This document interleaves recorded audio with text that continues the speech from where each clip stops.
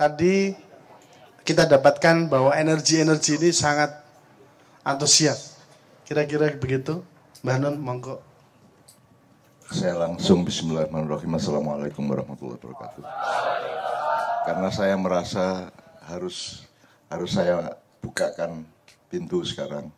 Karena saya tadi mendengar ada yang nyanyi tadi pakai pengantar berlomba-lomba membuat kebaikan gitu ya. Terus kemudian ada penelitian. Itu semua kan ada muatannya, yang ada komplikasinya, ada paradoksnya, ada pertentangan-pertentangannya kan. Hidup itu gitu, tidak semudah yang Anda omongkan dan setiap kata harus diteliti kembali oleh setiap anak maknya. Jadi gini, misal sekarang ada kuesioner ya. Jadi hidup itu kan ada dua, satu realitasnya, nomor dua yang ngelihat realitas. Nah, misalnya sekarang kamu dengar adzan, terus kamu bilang adzannya enak atau tidak enak, oh ada adzan. Kalau yang dengar kucing, kalau yang dengar itu kambing. Nah, saya khawatir nabi-nabi, hampir semua nabi-nabi disuruh mengembala kambing itu karena memang umat itu akhirnya wedus kabeh. Saya khawatirnya seperti itu. Memang wedus gitu kan. Medsos isinya ya wedus ini itu. Nesang-nesing. Jadi gini. Jadi kan realitas itu tergantung yang melihatnya, betul enggak Mas?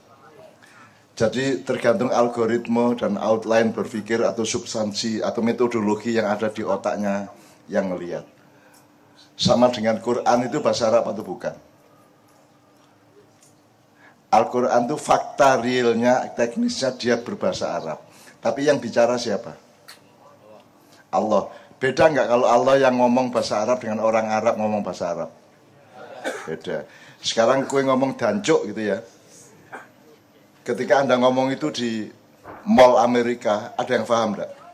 Jadi berefek enggak dancuk tadi? Nah, jadi hidup itu harus Anda perhatikan dialektika antara kedua. Jadi semua sekolahan di dunia ini kan berasal dari cara melihat, cara pandang, metodologi.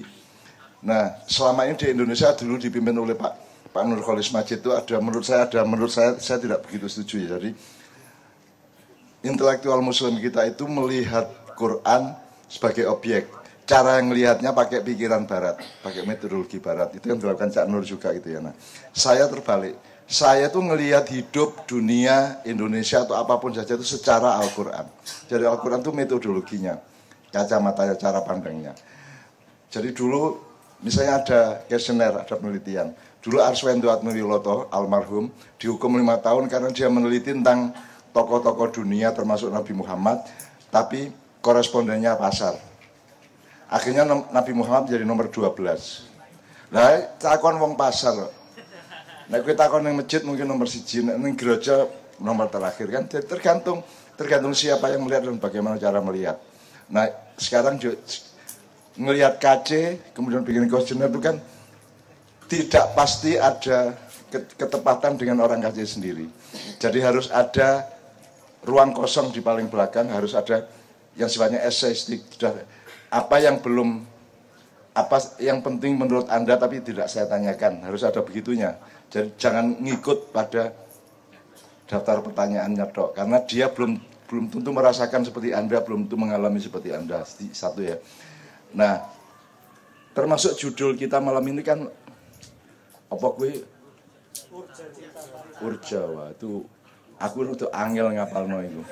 Begitu aku maca urja itu aku eling selawatan. Apa? Maula ya sholli wa sallam. Siapa ke? Sadurunge apa kuwi? Ya Rabbi bil Mustafa. Terus makositana terus ada lagi satu. Ya terus ada lagi yang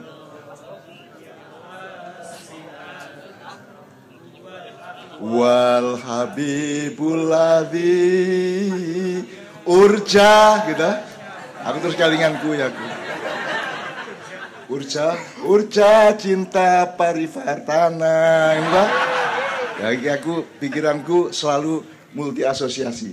Jadi saya selalu pencolotan kemana-mana dan menurut saya itu diperlukan oleh setiap manusia supaya dia tidak terkungkung oleh satu cara pandang, tidak terkungkung oleh kesempitan atau keciutan sesuatu gitu ya. Jadi kita harus terus-menerus mengembara secara pikiran, terus simulasi, terus-menerus eksperimentasi, tajribah dan seterusnya. Nah, saya itu juga enggak apa-apa misalnya saya terus asosiasi saya ke Wal Habibul Hadi Turja Sapatum, ya enggak apa-apa juga, tetap bisa tak kembalikan ke tema ini, ya jangan khawatir. Tidak ada satu daun yang jatuh yang tidak bisa kita sambung dengan gunung manapun, dengan nabi manapun, semua tersambung satu sama lain. Itu namanya tauhid. Segala sesuatu itu disatukan oleh Allah dan semua ada keterkaitannya, semua ada kontekstualisasinya, semua ada hubungan timbal baliknya, kausalitasnya dan seterusnya, terserah istilahmu apa. Tapi pokoknya semua itu terkait.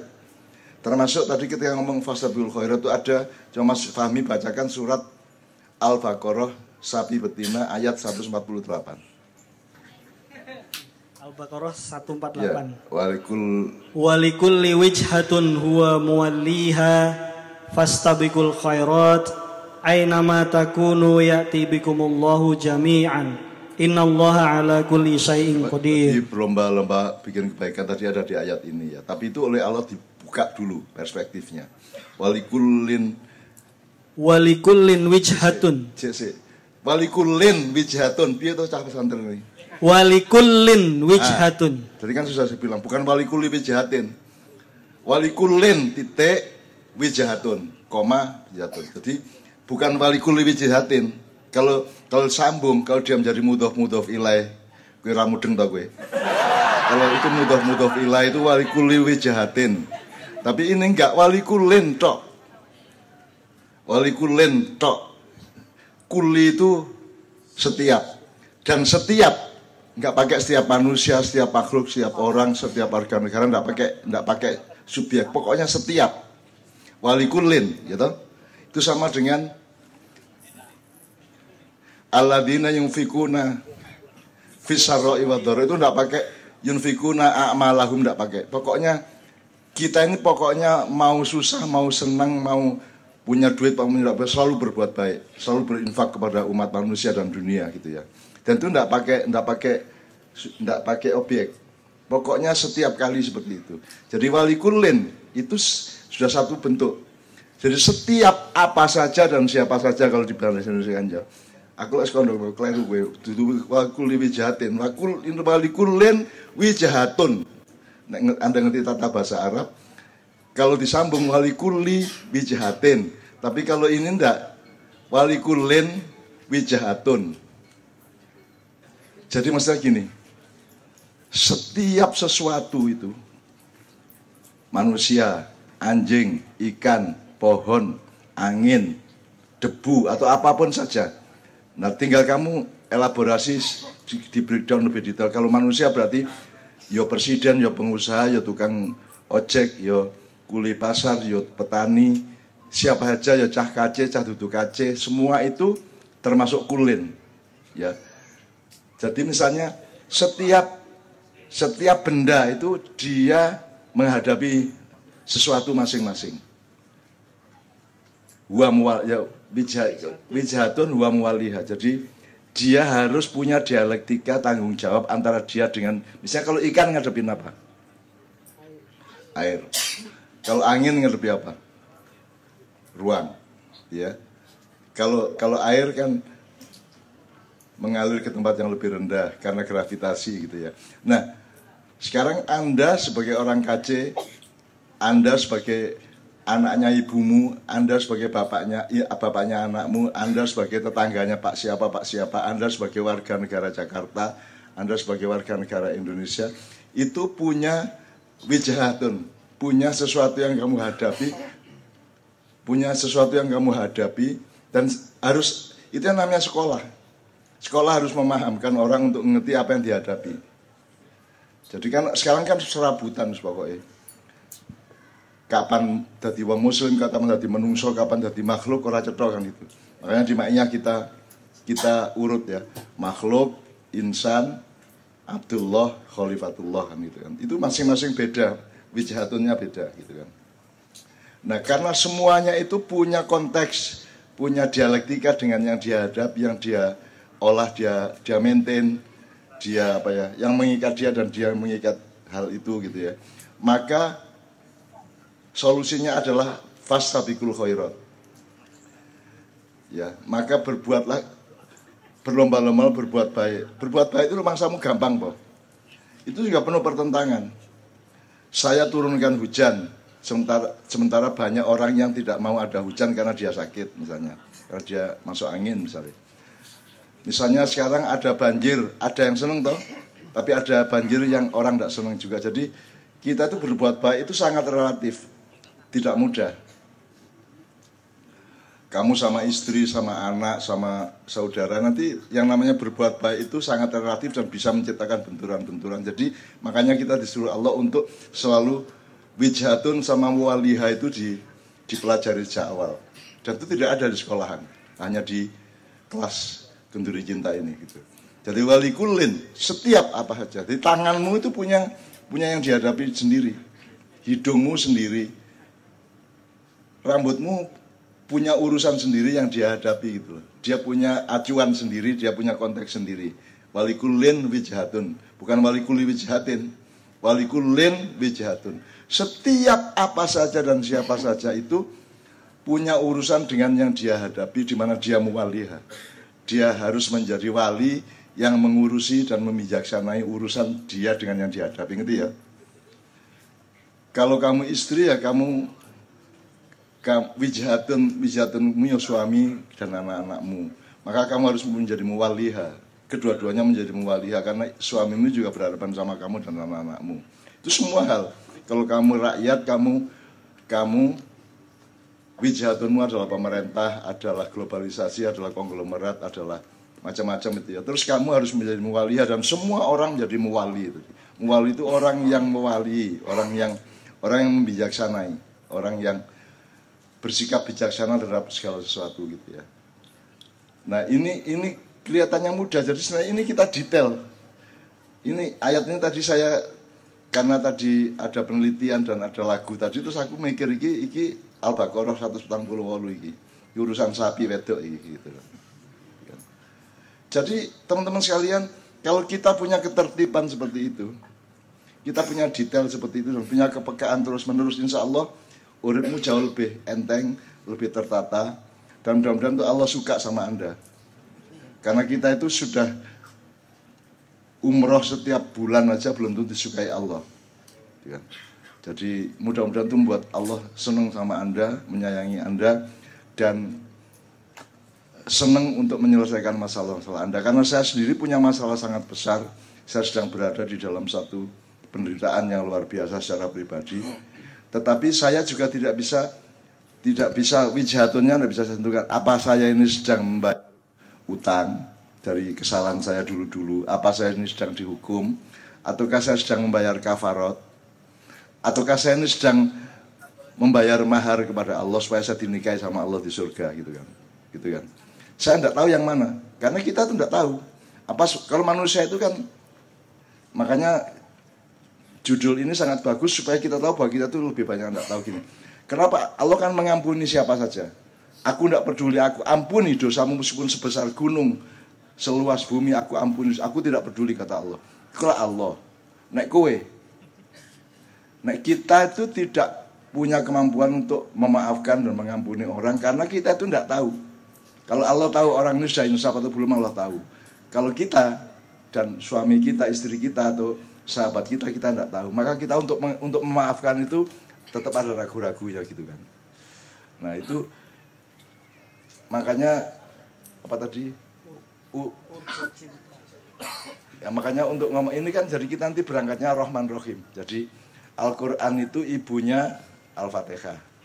Al-Fatihah itu rahimnya adalah Rahman Rahim.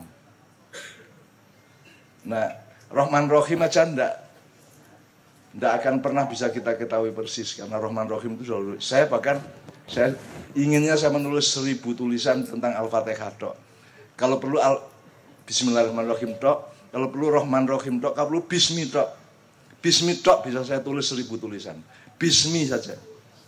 Jadi bukan Bidzikrismillah, tapi bismillah. Karena terjemahannya kan di mana-mana kan dengan menyebut nama Allah. Kalau dengan menyebut nama Allah bahasa Arabnya bidzikrismillah. Bidzikri ismillah. Ini enggak, ini bismillah tok, enggak pakai idzikri, enggak pakai menyebut. Dan itu kemungkinan sangat banyak dan saya gini.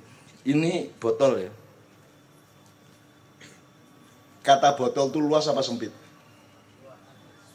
Karena di dalam kandungan kata botol itu ada kemungkinan botol plastik, botol kaca, botol logam, botol, kan? Ada botol yang tinggi, ada yang pendek, ada yang luas, ada yang gede, ada yang kecil, itu macam-macam.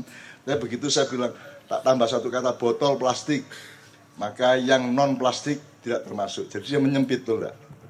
Botol plastik aqua berarti yang pristine, yang lain-lain tidak berlaku, yang berlaku cuma aqua. Jadi semakin panjang kata-kata itu semakin sempit realitasnya. Pada kasus itu ya. Meskipun setiap kata yang kita tambahkan itu juga mengandung keluasan yang juga sama luar biasa. Jadi hidup itu teman-teman sekalian tergantung Anda. Meskipun Quran sangat lengkap, tapi kalau Anda itu kambing, ngambus-ambus doae gitu ya. Tidak serius, tidak benar-benar menggunakan hati nurani dan akal. Ngomong hati nurani aja ada hati sanubari, ada hati nurani. Hati sama nurani bedanya apa, Mas? Tidak jelas toh? Pernah ada yang bisa menjelaskan dosenmu, profesormu, ulamamu? Hati sama nurani, mbok pakai nurani itu. Maksudnya kan sama dengan mbok pakai hati sama aja toh? Terus ada hati nurani di double. Sama dengan ilmu pengetahuan. Ilmu dan pengetahuan beda enggak? Ilmu sendiri, pengetahuan sendiri. Terus kita jadikan satu ilmu pengetahuan. Beda loh, nanti dulu. Kamu harus tahu persis sebisa mungkin ya, berusaha untuk tahu persis. Nurani, hati sanubari siji meneh. Bedanya sanubari sama nurani apa? Kan enggak jelas juga. Enggak ada penjelasannya. Kamu tanya sama ahli bahasa juga enggak bisa. Enggak bisa. Makanya kita itu harus kritis terhadap semua yang kita terima. Karena ini kelihatannya era informasi di abad 21, intinya sebenarnya faktanya adalah disinformasi. Banyak sekali manipulasi, banyak sekali kedengkian di antara manusia dan kelompok-kelompok yang membuat informasi yang disampaikan menjadi tidak jujur, tidak adil, kan banyak sekali gitu ya. Termasuk saya korban dari ketidakadilan yang luar biasa. Jadi saya sendiri mengalami ketidakadilan dan disinformasi yang luar biasa yang menyangkut saya juga. Kenduri Cinta 23 tahun, siapa yang besok-besok nulis? Selain Kenduri Cinta apa? Forum di Jakarta yang sampai 23 tahun, mungkin sampai 25 sampai 30 tahun akan tetap terus berlangsung. Ada? Pernah tahun berapa, abad berapa di Jakarta ada forum sampai 23 tahun terus setiap bulan. Itu penting enggak? Apakah Museum Rekod mencatat? Apakah Ma'iyah masuk Muri? Nah iya, jadi katanya abad informasi. Faktanya apa? Begitu banyak manipulasi dan penggelapan. Makanya saya menyebut Indonesia itu kan awal penggelapan, bukan pencerahan. Bukan abad pencerahan, tapi abad penggelapan. Karena di situ manusia disempitkan menjadi materialistik dan pedagang. Yang mimpin akan pedagang. Semua itu untuk dagang. Sampai akhirnya kamu masuk fakultas apapun. Kamu fakultas apa? Elektro. Elektro. Yang UIN siapa? UIN. Fakultas?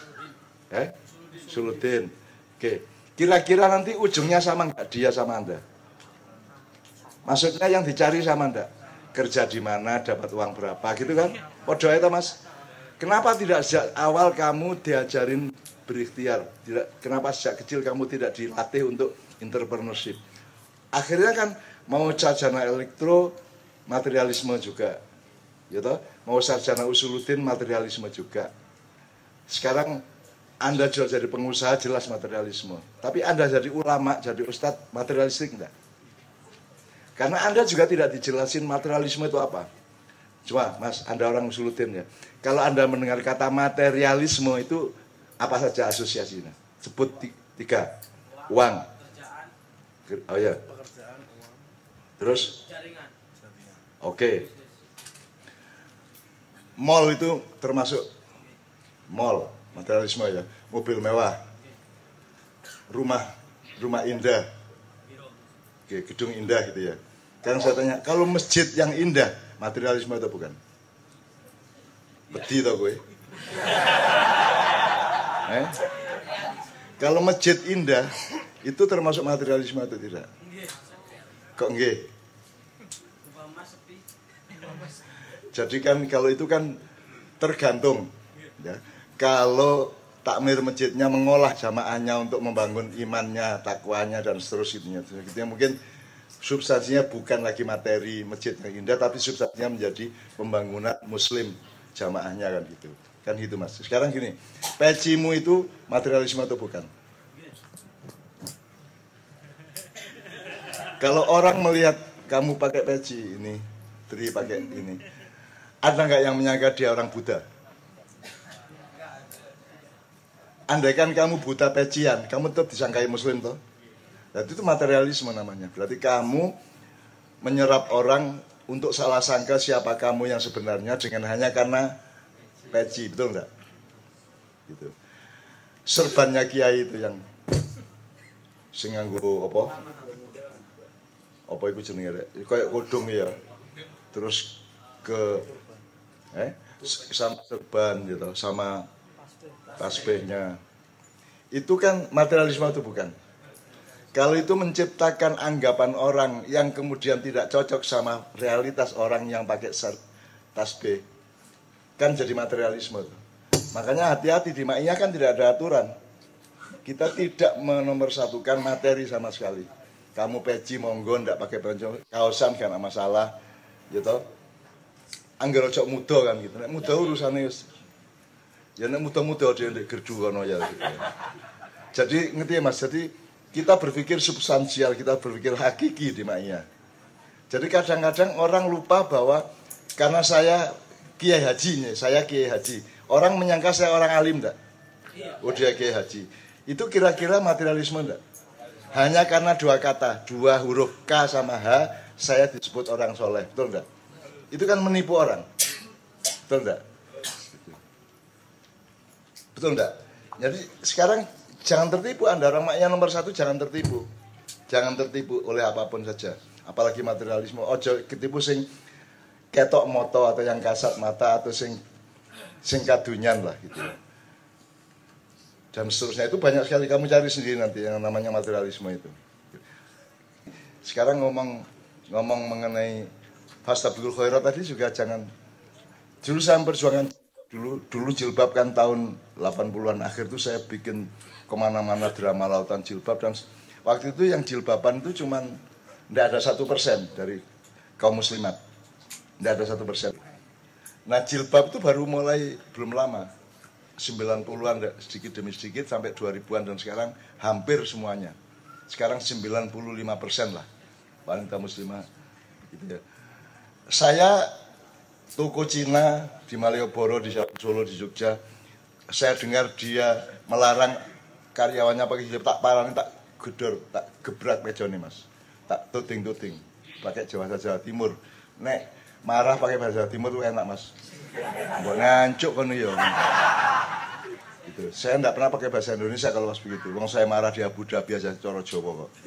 Wancane taek polisi-polisi gitu. Mereka enggak ngerti toh. Nah, iya, enggak ada masalah, enggak ngerti kok. Jadi kamu kalau stres cari kambing kamu maki-maki. Oh dasar wedhus gitu. Orang ngerti wedhusnya tenang wae. Nah makanya sekarang ini kan bahkan bukan hanya kambing, rakyat, netizen atau umat ini pun tidak ngerti dimarahi, betul toh? Tidak ngerti disindir juga, tidak ngerti substansi, tidak punya alat untuk menerima kebenaran, karena dipenuhi oleh dengki, dipenuhi oleh egoisme, dipenuhi oleh kepentingan golongan dan seterusnya, sehingga kebenaran sangat sukar masuk. Itu berarti rada wedhus ora kuwi.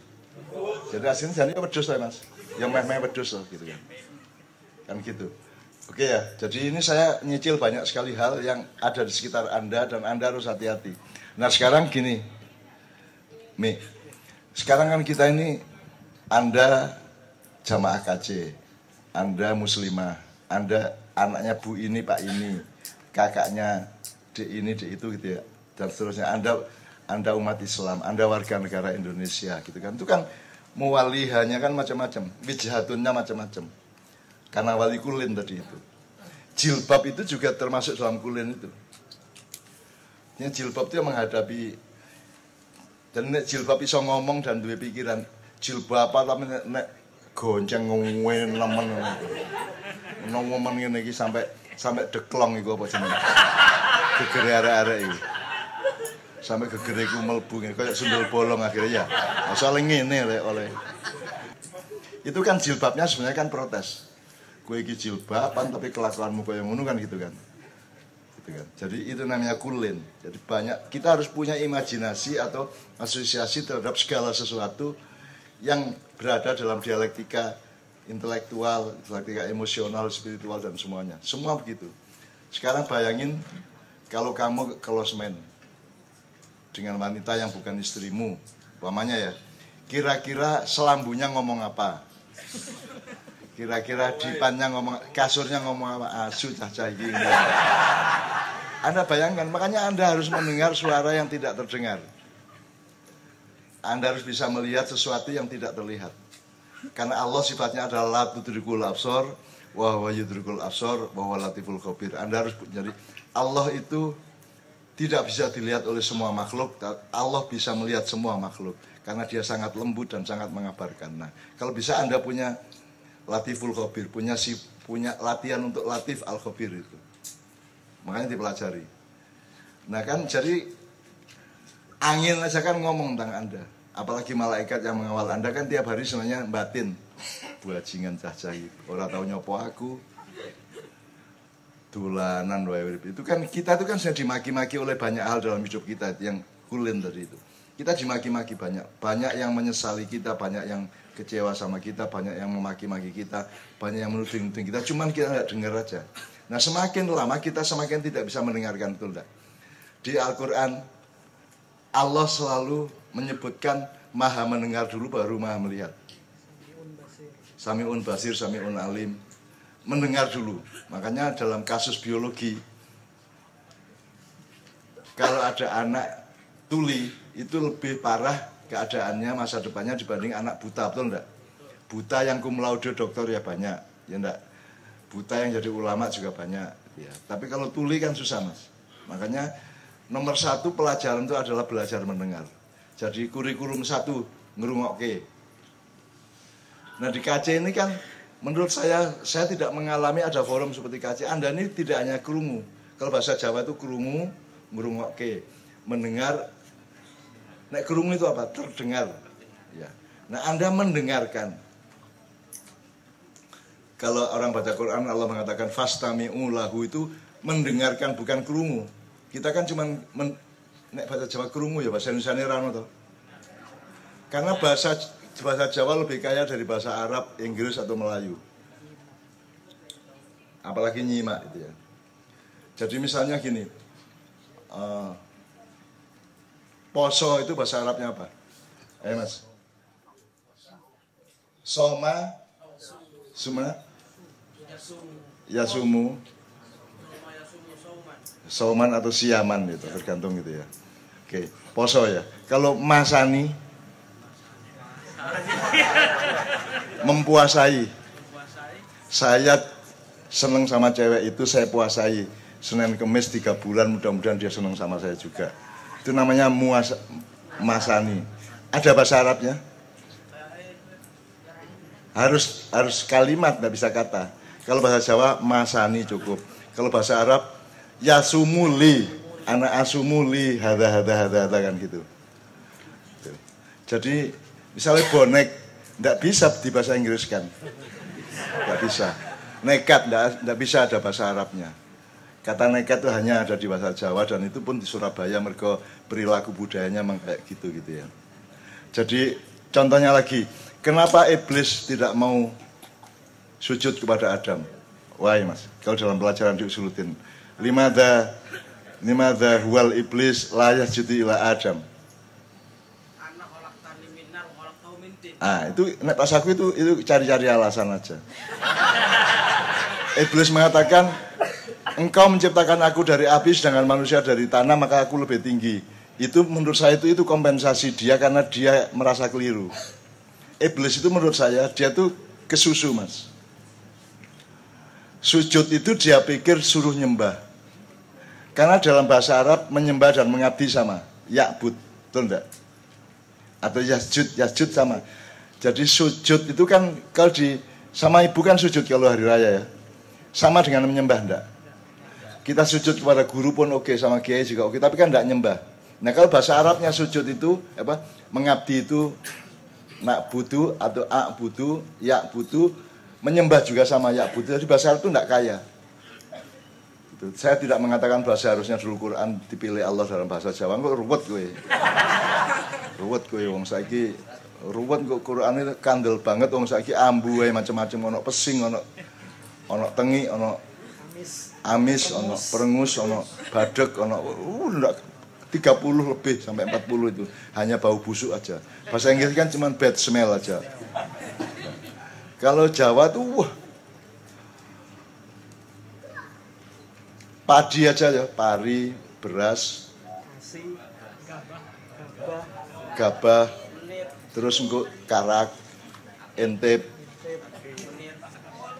ya itu macam-macam, Mas. Jadi kita itu sangat detail bahwa Allah tidak memilih bahasa Jawa untuk memfirmankan Al-Quran, itu punya pertimbangan sendiri. Mungkin karena orang Jawa itu rata-rata, orang Indonesia itu rata-rata sudah masuk surga. Aku GR gitu aja, biarin kusnudon. Karena saya tidak tega Anda masuk neraka, sebagaimana Anda juga jangan tega saya masuk neraka ya. Jadi saya tuh sampai gini, Mas, kalau ada orang ngaji walladzi ja'ala itu ya, kira yang tinggi itu saya membayangkan itu manusia sedang berjuang untuk terbang menuju langit supaya diterima oleh Allah, untuk mendapat ridha Allah. Itu dengan Allahu Akbar, Allahu Akbar, kayak orang langit, kayak orang naik ke langit, kayak orang pergi ke akhirat. Jadi Arab itu lagunya seperti nuansa orang yang mencari akhirat, mencari Allah dan melakukan perjalanan usaha ikhtiar untuk sampai ke akhirat. Sementara Jawa itu enggak. Kalau Jawa itu misalnya apa? Anjas morari mami mas mirah. Itu enggak cari surga, sudah di surga itu. Terus kari leha-leha. Terus kari rokokan, terus kari senden-senden, terus gitu ya. Itu saya tidak mengatakan pasti seperti itu, tapi aku bayanganku menukui. Nek wong Jawa itu sebelum Islam datang pun dia sudah menemukan hakikat hidup dan hakikat akhlak yang baik itu loh. Sunda Jawa sama aja, penemuannya luar biasa. Maka saya menyebut Sunda Jawa dengan Islam itu sama dengan tumbuh ketemu tutup, Mas. Orang sudah cari sendiri secara muamalah, cari Allah, cari hakikat hidup, cari kebaikan, cari segala macam, sudah dicari sendiri tanpa agama oleh orang Jawa dan Sunda. Bahkan mungkin oleh orang seluruh Indonesia, seluruh Melayu gitu ya.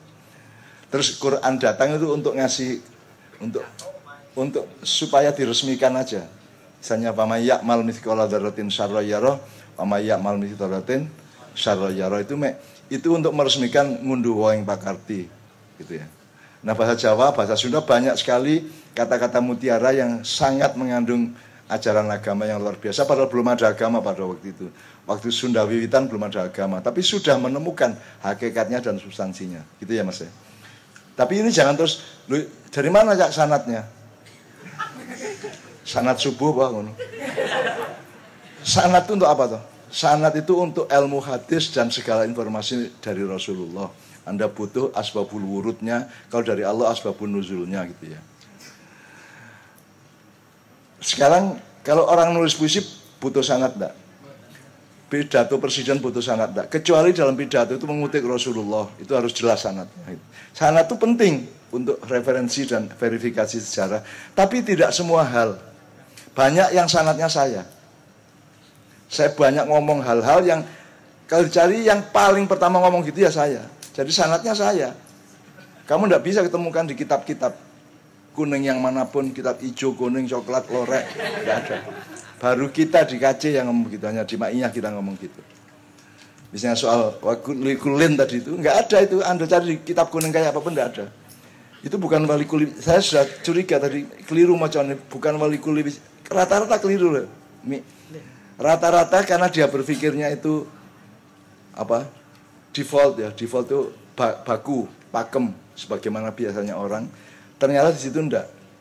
Walikullin itu sudah satu complong, baru wijahatun. Jadi setiap sesuatu, setiap apa saja, setiap tok punya wijah, punya kiblat atau punya sesuatu yang dihadapi, punya sesuatu yang dia harus berurusan. Dan dia menjadi muwalinya, dia yang harus memanage itu. Dia menjadi muwali. Dia yang harus maintenance, bikin maintenance sebaik mungkin. Kue gawe warung yo, Anda harus mewali warung itu gitu. Dan warung itu wijahannya apa? Warung itu wijahannya adalah nyenengin orang supaya Anda disenengin dengan dia bayar kan gitu kan. Dan seterusnya lah. Itu harus ditemukan. Wijahatunya itu ditemukan. Segala sesuatu, apa saja. Tidak tergantung manusia. Manusia aja macam-macam kok. Anda sebagai Anda, beda Anda sebagai Muslim dengan Anda sebagai orang Jakarta, beda dengan Anda sebagai orang global, beda dengan Anda sebagai warga negara Indonesia, beda dengan Anda sebagai alumnus sekolah mana, beda dengan Anda sebagai ahli elektro, beda-beda. Aku tanya, di kampusmu ada kurikulum membangun manusia enggak? Membangun Anda supaya pinter elektro toh? Supaya jadi sarjana elektro. Menungsonya digarap orang. Sebagai manusia Anda pernah dikasih kurikulum enggak?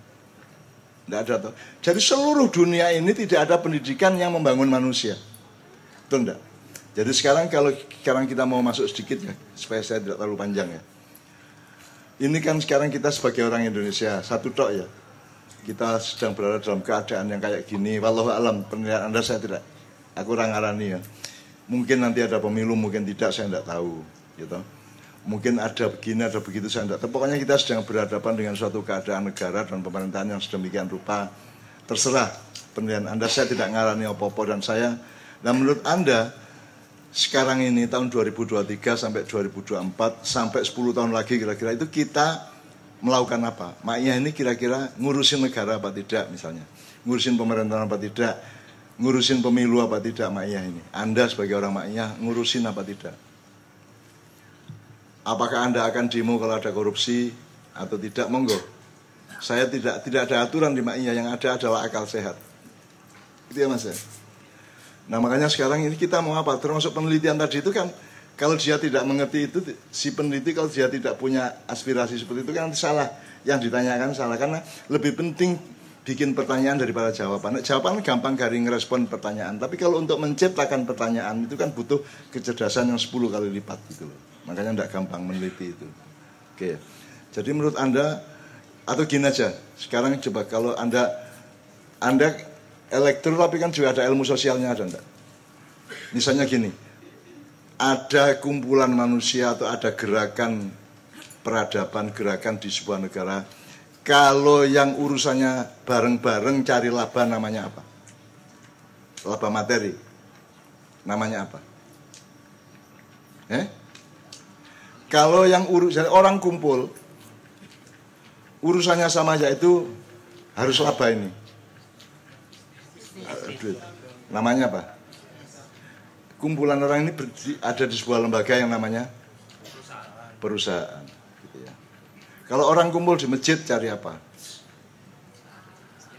Kalau terserah ya, terserah. Sekarang kalau orang bikin ormas itu tujuannya apa? Apa? Tujuan visi misi. Kalau orang gini, yang paling gampang, bikin parpol tujuannya untuk ikut berkuasa, syukur menguasai semua gitu ya. Gitu ya. Kalau bikin parpol, kalau bikin ormas, ya kadang-kadang ikut parpol, kadang-kadang tidak gitu ya. Tidak jelas gitu ya. Pokoknya kalau perusahaan cari uang bareng-bareng, cari laba bareng-bareng. Kalau Anda kumpul jadi sebuah pemerintahan, tujuannya apa? Tujuannya itu untuk melaksanakan tugas mengurusi rakyat dan negara, ataukah punya tujuan sendiri? Selama ini menurut Anda mereka ngurusi rakyat apa enggak? Kue lo sih ngomong lo. Bukan saya lo. Ya, itu terserah. Saya tidak ngeklaim, saya tidak ngarani, saya tidak judging ya. Saya tidak menilai. Pokoknya saya cuman menanyakan kepada Anda, ada orang kumpul itu tujuannya beda-beda. Kalau kumpul tanggal 19 di Senayan, tujuannya untuk apa? Terus ada tamu dari Argentina datang, tujuannya untuk bikin gol, gitu kan? Meskipun akhirnya kegulan, entah 3-1, entah 5-1, entah 8-1, mau gak karepmu. Kowe lho sing ngomong lho ya. Pak Yong, Pak Sintayong niki di sampeyan diarani kalah 8-1 gitu. Nah itu enggak, itu semua kita kan bukan sedang memastikan, kita itu sedang simulasi berpikir.